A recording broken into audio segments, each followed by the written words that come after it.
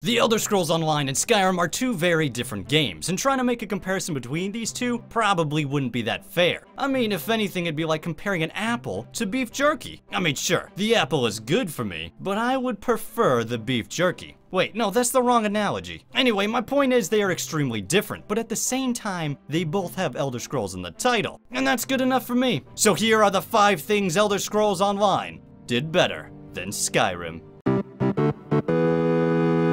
The Dark Brotherhood is by far one of the coolest organizations in any Elder Scrolls game to date, and that is really all thanks to Elder Scrolls 4 Oblivion. So as you can imagine, I was pretty excited to see what awesome quests were in store for the Brotherhood in Skyrim. And so when Skyrim finally arrived and I did discover what was in store, boy was I disappointed. Not only were all the quests now extremely straightforward and lame, except for maybe like 2 of them, but also there was really no reason to be sneaky anymore. Instead of being an assassin, you were basically just a thug. Not to mention that the cult-like vibe that had made the Dark Brotherhood so intriguing was essentially abandoned. Sure, it came back later on, but it wasn't the same. However, Elder Scrolls Online fixed all that. The Dark Brotherhood is back and better than ever. Well, maybe not better than ever, but they're still pretty good. I mean, for one, you actually have to be a sneaky assassin again. And not only has the creepy cult vibe returned, but it's central to the story, which I might add is pretty good. The only downside to the Brotherhood in ESO is that you can't just do the main quest line all the way through. Instead, you're forced to stop after each quest and do a bunch of generic, boring, Radiant missions. I mean, what the hell? I didn't want to do them in Skyrim. Don't force me to do them here.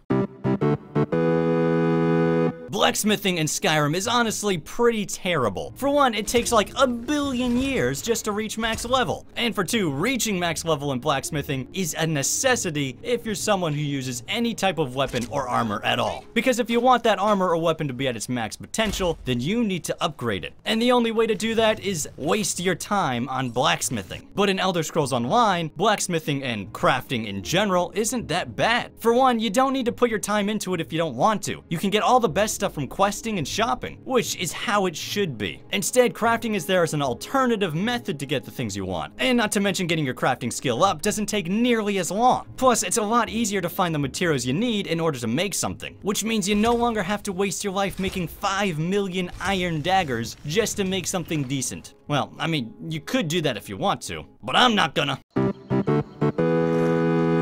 And at number 3, we have the way your horse behaves when you jump off of a cliff.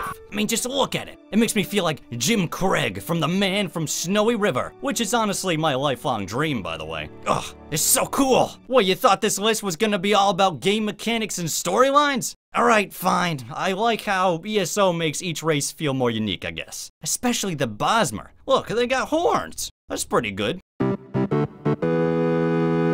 Alright, so it's about time I talk about the most obvious thing that ESO does better than Skyrim, and that is multiplayer. I mean, Skyrim doesn't even have it, so by default, ESO wins. Nothing I can do about it. Now look, I have to be honest with you. Personally, I don't really care about multiplayer that much. I mean, I made a whole video about why I like single-player games better. So it also shouldn't be a surprise to you that when I play Elder Scrolls Online, I just stick to the single-player experience. However, when Skyrim was first announced, I played with friends way more often. And if there was one thing I really wanted at the time, it was co-op. The idea of running through a mystical world, doing epic quests, and killing crazy monsters with a friend sounded awesome. And when it turned out that Skyrim did not have any co-op, I was pretty disappointed. However, I do understand why it didn't. Developing any kind of multiplayer mode would have ate up a ton of resources that Bethesda clearly did not have. I mean, they didn't even have enough time to give Nazim his own house. Instead, he has to live in the Drunken Huntsman, like a drunken huntsman, I guess. Anyway, the good news is that is something that ESO solves. Finally, there's an Elder Scrolls game all about the multiplayer experience. You can quest with your friends, or beat up players in PvP, or just totally ignore everybody like I do. And that's good, because there are a lot of people who really do want that experience. Yes, it is a whole lot different from any other Elder Scrolls out there, but that doesn't mean it's a bad game. And it's still Elder Scrolls. And at the end of the day, isn't that really what matters?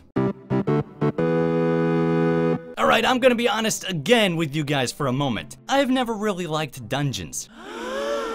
Alright, look, I mean sure, when done in the right way and at the right times, dungeons can be a great experience. But Skyrim and the rest of the Elder Scrolls franchise don't really seem to know when that is, because instead we get dungeons in pretty much every single quest out there. And that really hurts the experience for me. I don't care about going into the same cookie cutter caves over and over and over again. And then like a bit more after that or something. I'm sick of it. Send me to a fort or some mountain pass, or even keep me inside the cities where I once felt secure. But maybe it's not as safe as I thought. Or maybe I just need to look for a painting or something, I don't know. My point is there are a lot of options out there, and just doing the same dungeon crap over and over again is boring. And before you start telling me that Skyrim's dungeons are all different, I'm gonna stop you. Because are they really? I mean, look at this. Is this really different from this? The answer is no. If you said yes, then you failed. I give you a D in my class. But fortunately in Elder Scrolls Online, the dungeon diving has been pushed off to the wayside. Sure, they still have dungeons, but most of the time you're running around the overworld, killing monsters and investigating epic forts. And better yet, most of these areas always look somewhat unique. I never have to think, hey, have I been here before? Because it's always pretty obvious. I haven't. I mean, the quests themselves is another matter. Most of those are the same nonsense over and over again. But I'm not talking about those. I'm talking about the environments. And that isn't too bad. Although they are too big. Shrink them. What's wrong with you guys? Alright, if you enjoyed this video, make sure to hit that subscribe button, and I will see you guys next Sunday.